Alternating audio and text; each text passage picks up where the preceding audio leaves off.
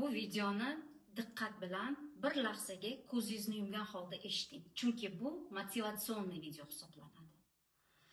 Siz hozir 20 yoshdasiz yoki 40 yoshdasiz. 20 yildan keyingi o'zingizni bir lahzaga tasavvur qiling, ko'zingizni yumgan holda.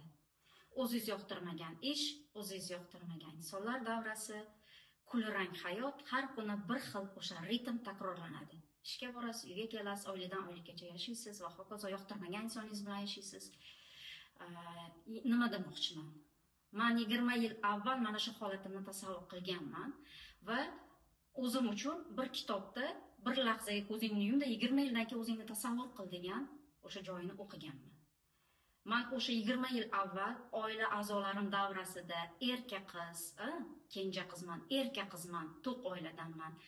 Mazza qilib yurib, yashab, turmushga chiqib, o'sha doimiy o'sha bir xil ritmda boshqalar kabi yashashim mumkin edi. Lekin men oldimga maqsadlar qo'yganman. Men albatta ilmimni oshirishim kerak, ilmiy darajamni oshirishim kerak, minglab talabalarga dars berishim kerak. Menga Alloh bergan zehnim borligini bolalikdan bilganman. O'sha Qur'on xatm qilganimda, ketma-ket kitoblarni tez o'qib tugatib yodlaganimda, ya'ni oldimga maqsad qo'yganman.